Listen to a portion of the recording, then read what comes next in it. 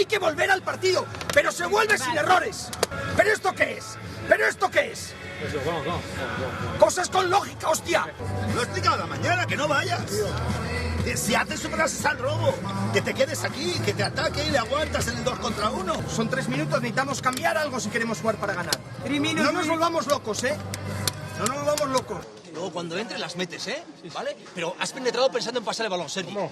A ver si la pasas en el último momento. Vete y acábala fuerte. Sobre todo la última que vas con la mano izquierda. Estamos perdiendo balones. Me has ahí enganchado.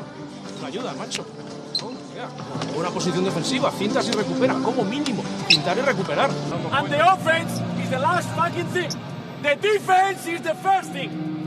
And they are playing very easy. Very easy all the time.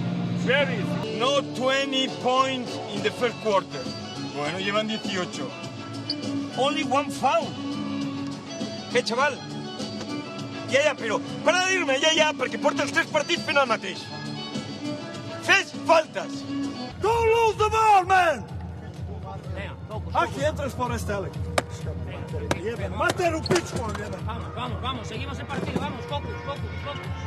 Take one guy in transition. Doesn't matter who is.